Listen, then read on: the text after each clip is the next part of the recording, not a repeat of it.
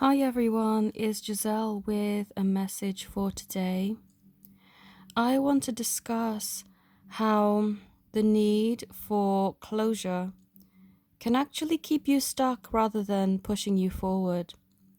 And the reason why I want to talk about this is because I felt that I disagreed with a lot of the stuff that they teach on my psychology degree course.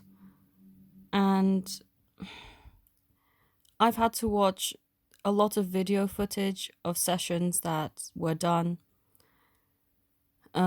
people trying to get over certain pains in their past, but by always digging back into their pasts and reopening those old wounds, it really doesn't serve them and heal them in the fastest way that they can. And I've actually experienced this myself when I would get help about a really bad karmic relationship that I was in years and years ago. Because I was treated so badly, I kept wanting to know why. Why did this person want to hurt me? What was their motive? What would they have gotten out of this? What was I gonna get out of this? But what I've discovered years later, as I just released the karma that was tied to that event, was that digging up these old wounds, reopening them time and time again to try and get some sort of inclination as to why this had to happen and why was this person so awful? Why did I have to go through near-death experiences? Why this? Why that? It didn't get me anywhere. The need for closure was just a need to revisit the pain, and it keeps you in a cycle of pain and really keeps you stuck. Because did I ever get the closure that I thought I was going to get? No. If I visited this person tomorrow and said to him, "Why did you treat me so badly? Why did you want to control my life? Why did you want to hurt me? Why did you say you love me, but instead you tried to actually kill me, you know?" I can tell you now from reading that person's energy, he wouldn't be able to tell me why. Not to the satisfaction that I would want. I would not get the closure that I wanted, even if I confronted him face to face. And doing all of the energetic work and doing all of the readings on myself, as well as having visited other readers to try and get closure, it didn't get me anywhere. In fact, it opened up a ton more questions. And so I was also listening to Abraham Hicks. This came up for me a few months ago, but I really wanted to revisit it now. Rather than going for happiness from where you are, and this is what Abraham gave as an example. So say you want to climb a mountain, right? Through digging up your past and having that need for closure, you're firstly digging a hole, burying yourself in the hole, then climbing out of your grave, then standing at the foot of the mountain and then deciding to climb. Why did you have to have all of these in-between steps to then eventually get to where you want to be? It just doesn't serve. And I just felt that as soon as I could release the karma from that old relationship, I was free.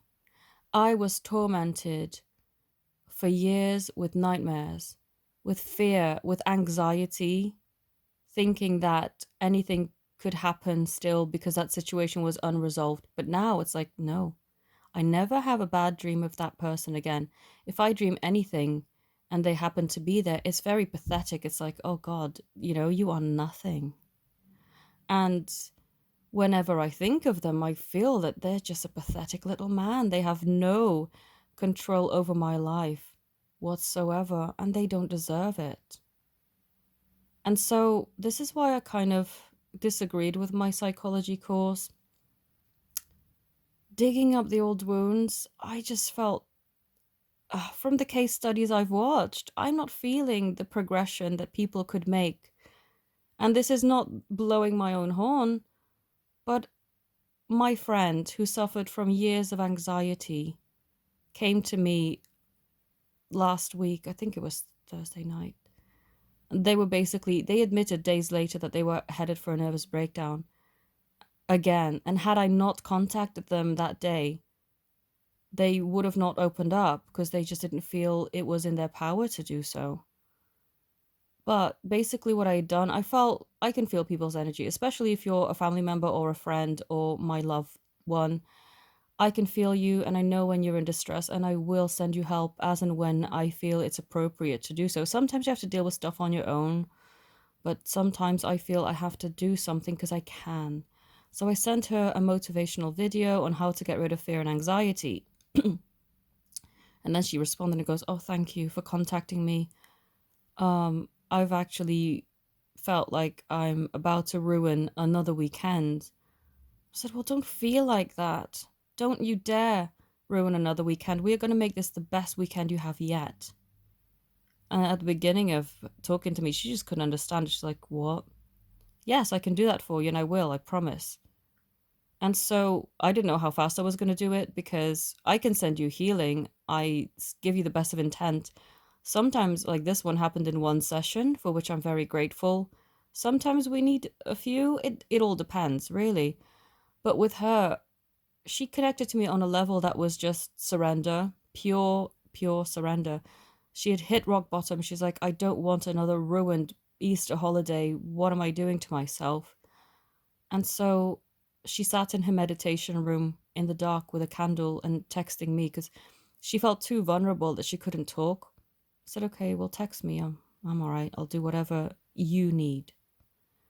And so she had told me how in the past she was told by actual, counselors, therapists, psychologists, anti-anxiety groups, mental health well-being groups. Basically, they all pretty much gave her the same solution to her problem. They said, "Your anxiety is a monster that you have to carry with you." And because, excuse me, the analogy they gave was it's like sitting on a beach ball in the swimming pool. When you try to sit on top of your anxiety, it's going to keep popping up. So they said the only thing you can do is tie it to yourself and just keep on swimming regardless. I said, "No, no, no, no, no, no. I have a different solution for you. You don't have to have this anxiety. You can choose not to have it." And so I went through a few different things, and of course, all the while sending her healing, until eventually she clicked and really grasped what it was that I was saying. At the end of the session, she said, "Oh my God, so I can choose not to be anxious anymore? It doesn't have to be a part of me. I have the power to not be anxious?" I said, "Well, of course you do, and so much more. And we're going to explore that together." And so I saw her 2 days later, and she looked beaming. She looked beautiful. And she admitted to me, it's a work in progress. It's not like she's going to be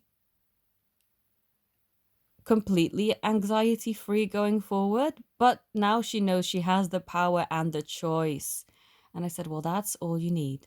Because as positive as I am, and I want to be every single day of my life, I have off days.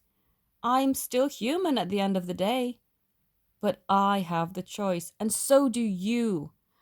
You have the choice. Choose the frequency that you want to have in your life, and you don't have to go through life in the old energies anymore. And so I wanted to share that story with you because I want you to know that, yes, the need for closure sometimes feels just overwhelming, and it would feel good to know why things had to happen the way they did. But just like I did with my friend, I didn't dig into her past. I just propelled her into her possible futures, and she went, "Oh, wow, I have the choice. Let's go there and let's not go back." So I hope that this inspires you to know that you have got a choice. And if you would like to connect with me, then all my details are in the description. Thank you, everybody who's taken part in the request for the full moon healings. They were awesome.